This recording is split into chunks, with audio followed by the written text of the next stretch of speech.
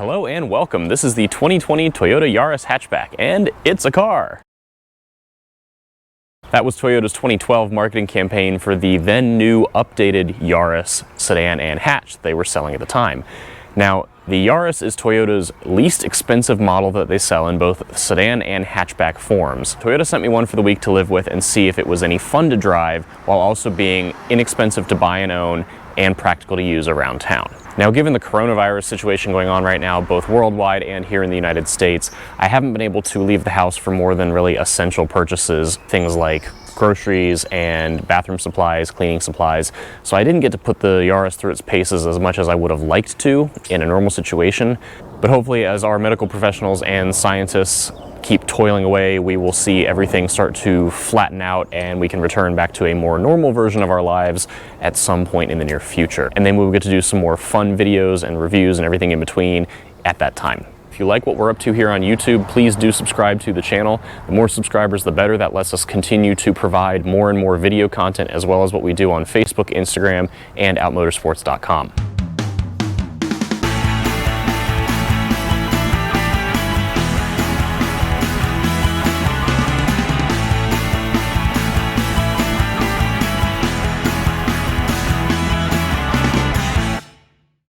So there's actually a somewhat interesting history behind the Yaris, which is admittedly one of the less interesting models that Toyota offers in their lineup.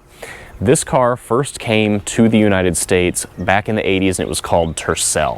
If you remember, that was the small subcompact that was positioned below the Corolla in the lineup.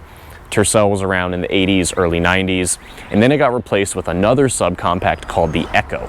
The Echo is the first subcompact Toyota that was sold as a Yaris in the rest of the world. We just got it as the Echo. Now, in 2007, Toyota got rid of the Echo and replaced it with the first Yaris in America. And that was another small subcompact sedan and hatchback that was sold from 2007 to 2011. It then got a pretty heavy refresh for the 2012 model year, which coincided with that It's a Car campaign. And that campaign touted the Yaris as a very simple mode of transportation for people who just needed a set of wheels. So the Yaris that went on sale in 2012 as both a sedan and a hatchback was sold as a hatchback here in the US until last year in 2019. Where it deviates and where this Yaris comes into play is actually with the sedan. So like I said, the hatchback was sold all the way until 2019. However, in 2014, Mazda entered the picture. Obviously, everyone knows Mazda, the brand. What some people don't know is that Mazda and Toyota have had a bit of a working relationship in the last handful of years. The Scion brand, which is now long gone, came out with a small sedan in 2016, and they called it the Scion IA. What a lot of people don't know about the Scion IA is it's actually a version of the current generation Mazda 2, which is sold overseas and went into production in 2014 for the 2015 model year. We got it in 2016 as a sedan only as the Scion IA. Now, it was only sold as a Scion IA for about 6 or 8 months, and then the Scion brand was shuttered. When the Scion brand was closed, Toyota said, hey, we have this great new subcompact sedan. We're going to bring it into the Toyota lineup to replace the Yaris.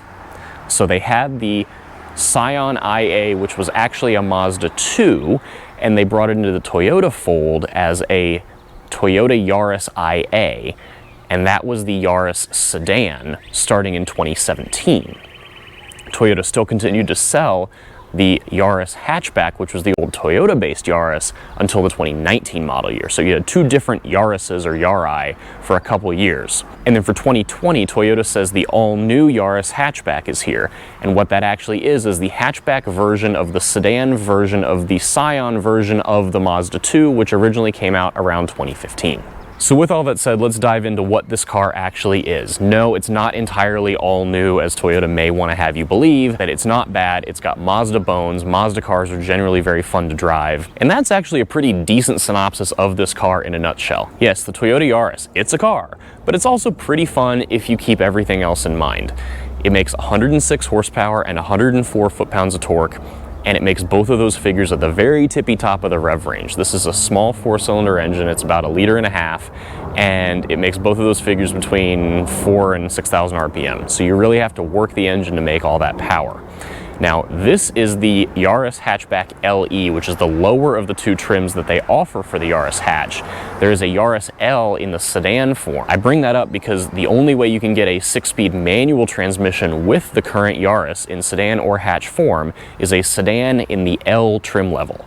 Everything past that gets a 6-speed automatic. Now, unlike some of the Yaris's competitors who are using continuously variable transmissions, the automatic in this car is actually not that bad. This is absolutely a car that would benefit from having a real 6-speed manual gearbox because, like I said, you really have to work the engine, wind it out, use all of the rev range to make all that power. Yes, you have control with the automatic and you have the option of letting it shift itself. The manual would just encourage you to really rev it out all the time, whereas the automatic left to its own devices can really feel a little sluggish. One excellent feature of this automatic and its programming compared to, let's say, the Camry TRD, which I reviewed earlier this year, is that it will actually let you pick a gear and it will stay in it. That is how every automatic with a manual mode should behave. If any transmission computer programmers are listening, that's the way to do it. Please stop letting them shift on their own. You can take this little humble 100 horsepower Yaris, tell it to only stay in second gear, and it will stay in second gear and it will bang against the rev limiter until you pick third. And why is that important? For the 7 people who are going to put sticky tires on this car with wider wheels and go autocrossing, they will only want to ever use first and second gear in this car. And if you get an automatic because you want a hatchback or because you want some nicer options that are not offered in a Yaris L, this car will stay in whatever gear you pick and it will let you bang against the rev limiter going around cones. For literally everyone else who buys this car that will turn it on, put it in drive and go, everything I said doesn't matter at all. It's just a good automatic. Let's hop in this 2020 Yaris Hatchback and go for a quick drive.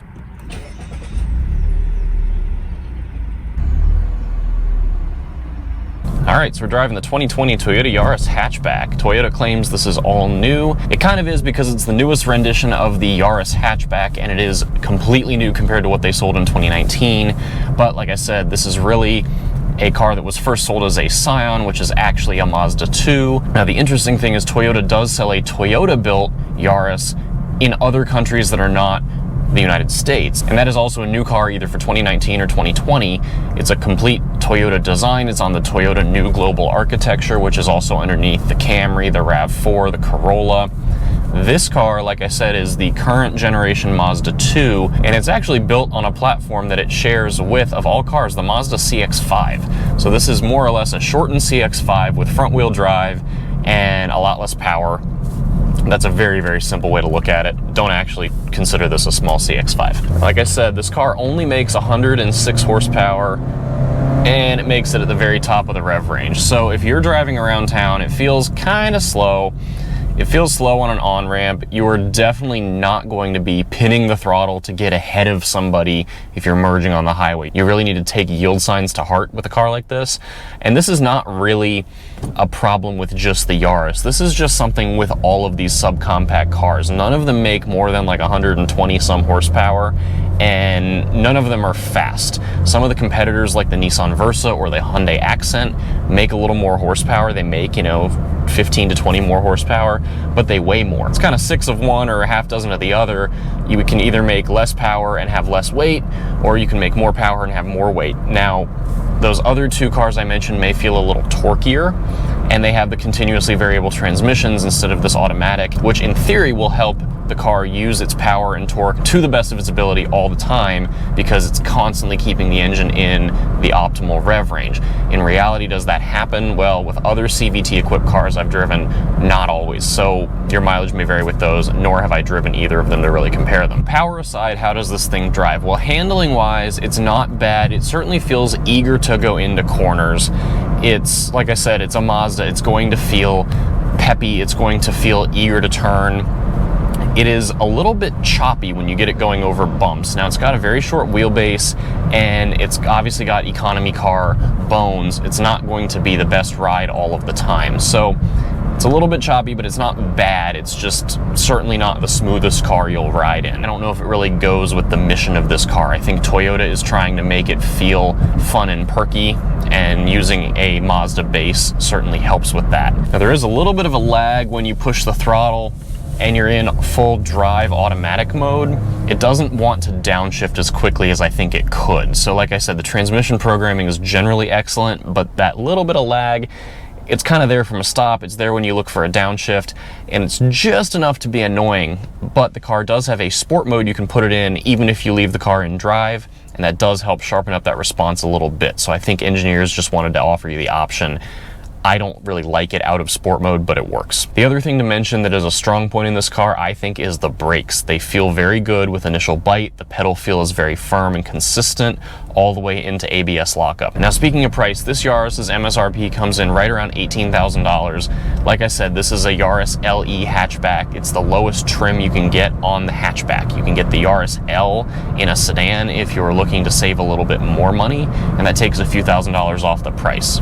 You definitely understand that this car is an economy car and price was considered before anything. It's noisy in here, especially at highway speeds. You get a lot of wind noise in the cabin. Things are not really very insulated compared to a more expensive car in Toyota's lineup. The only other big challenge I faced with the Yaris hatch is that this is just not a big car. And of course, it's a subcompact. None of them are big inside. I don't think the Yaris hatch is necessarily very friendly to taller drivers like myself. I'm 6'1", pushing 6'2", and when I have the seat set far back for me, I kind of miss the armrest here. There's no center armrest here, and of course, the bane of many car reviewers, not myself.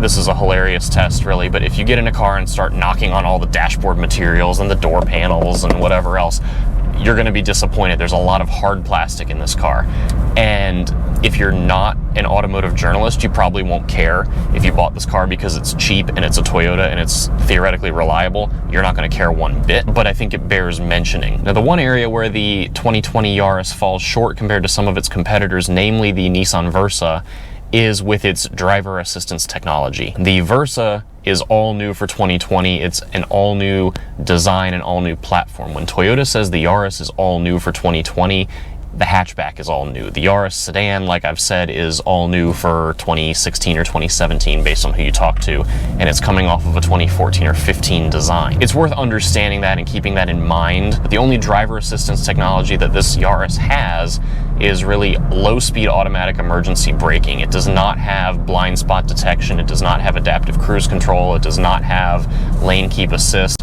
Now, a lot of buyers won't care about that, so great, no big deal. The only challenge is that the 2020 Versa does have all of those things, and you can get it for a very similar price to the Yaris. So I think it bears mentioning when we talk about price, like, yes, you can nitpick with all the different options, and one car has more standard equipment in this regard and one has more fun to drive, but the thing to keep in mind, I grew up in a cheap car. I grew up in a 1988 Nissan Sentra E, which was the cheapest Nissan Sentra you could buy for that model year. The Sentra that we had belonged to my mom. It was purchased back when she and my dad were first married. They didn't have a ton of money and she needed a new car. When you account for inflation between 1988 and 2020, her Sentra falls within $1,000 or less of this Yaris's base price. And when you look at the standard equipment on a 2020 Yaris compared to that Sentra, this is miles and miles and miles ahead of what cars were in the subcompact entry-level class back then.